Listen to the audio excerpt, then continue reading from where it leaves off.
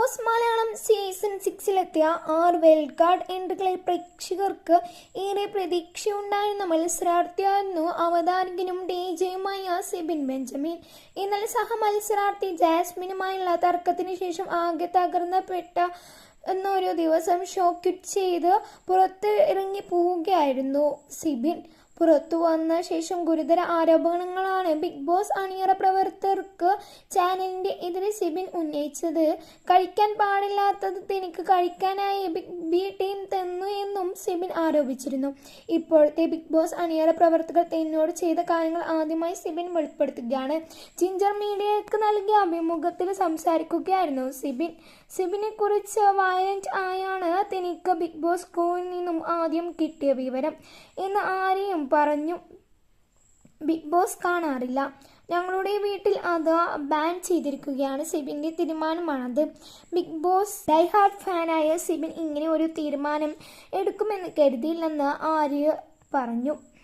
Big boss കാണുമ്പോൾ എൻ്റെ നഷ്ടപ്പെട്ട അവസരം എനിക്ക് ഓർമ്മ വരും. ആ സീസണിൻ്റെ ഫിനാലെയിൽ എല്ലാ മത്സരാർത്ഥികളുടെയും ഫോട്ടോ കാണിച്ചപ്പോൾ എൻ്റേത് അവർ കാണിച്ചില്ല, ബ്ലർ ചെയ്തു. ഞാനുള്ള സീക്വൻസുകൾ എല്ലാം തന്നെ അവർ മനഃപൂർവ്വം ഒഴിവാക്കി. ഒന്നും ഞാൻ തുടങ്ങി വെച്ചതല്ല, ബിഗ് ബോസ് ടീം തന്നെയാണ് കാരണമെന്നും സിബിൻ പറഞ്ഞു. ആര്യയുടെ വാക്കുകൾ ഇങ്ങനെയാണ്: സിബിൻ ബിഗ് ബോസിൽ പോയപ്പോൾ ഞാനായിരുന്നു അവൻ്റെ പ്രൈമറി കോൺട്രാക്ട്. എന്തുണ്ടെങ്കിലും ബിഗ് ബി ടീം എന്നോടാണ് ആദ്യം വിളിക്കേണ്ടത്. പക്ഷേ സിബിൻ ഹൗസിൽ നിന്ന് പുറത്തു വന്ന ശേഷം എന്നെ അവർ ഒന്നും അറിയിച്ചിട്ടില്ല. ഞാൻ പലവട്ടം ബി ടീമിന് ചാനലിനെ എനിക്കറിയാവുന്നവരെയും എല്ലാം വിളിച്ചു, പക്ഷെ ആരും ഫോൺ എടുത്തില്ല. സിബിൻ എന്തുപറ്റി എന്ന് അറിയാതെ ഞങ്ങളെല്ലാം വിഷമിച്ചു.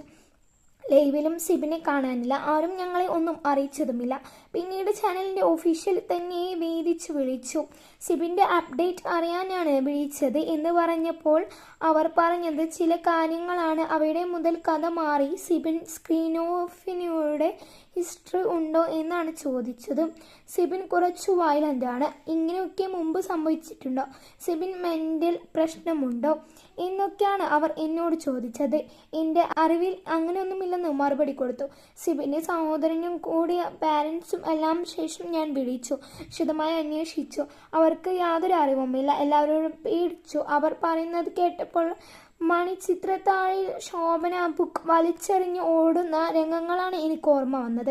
സിബിനും അങ്ങനെ ഒരു അവസ്ഥയിലാകുമെന്നാണ് കരുതിയത്. മാത്രമല്ല സിബിൻ കുക്കർ എടുത്ത് തലക്കടിക്കാൻ നോക്കി. സിബിന് ഒറ്റയ്ക്ക് വിടാൻ പറ്റില്ല, ആരെങ്കിലും കൂട്ടാൻ വരണം എന്നല്ല അവിടുത്തെ ഒഫീഷ്യൽ എന്നെ വിളിച്ച് പറഞ്ഞു. അങ്ങനെയൊക്കെ ഞാൻ ചെന്നൈയിലേക്ക് പോയി എയർപോർട്ടിൽ കാത്തിരുന്നു. സിബിനെ എയർപോർട്ടിൽ കൊണ്ടുവരാമെന്നാണ് അവർ പറഞ്ഞത്. വളരെ ദുർബലനായ ഒരു സിബിനെ കാത്താണ് ഞാൻ എയർപോർട്ടിൽ ഇരിക്കുന്നത്. പക്ഷെ ഞാൻ പ്രതീക്ഷിച്ചതിൽ നിന്നും നേരെ ഓപ്പോസിറ്റായി വളരെ ഹാപ്പിയായി വരുന്ന സിബിനെയാണ് ഞാൻ കണ്ടത്. സിബിനെ കുറിച്ച് അവർ പറഞ്ഞതെല്ലാം വെറും കഥയാണ്.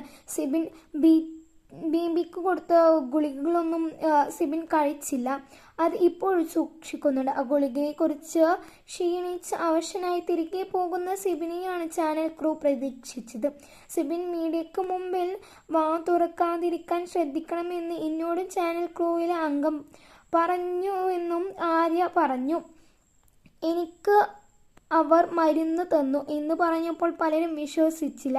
വിഷയത്തിൽ ഞാൻ കേസ് കൊടുത്തു, അത് എവിടെയും എത്തില്ല. കാരണം അത്ര വലിയ കോപ്പറേറ്റീവിനോടാണ് ഞാൻ ഏറ്റുമുട്ടുന്നത് എന്ന് ചാനലിൻ്റെ പ്രശ്നമല്ല, അവിടെയുള്ള ചില ആളുകൾ കാരണമുണ്ടായ പ്രശ്നമാണ് സിബിനെ. നിങ്ങൾക്ക് സിബിനെയും ആരെയും ഇഷ്ടമാണ്? വീഡിയോ ഇഷ്ടപ്പെട്ട ചാനൽ ഒന്നും മറക്കാതെ സബ്സ്ക്രൈബ് ചെയ്യുന്നതിനെ തുടർന്ന് നിങ്ങളുടെ അഭിപ്രായങ്ങൾ താഴെ കമൻറ്റ് ചെയ്യൂ.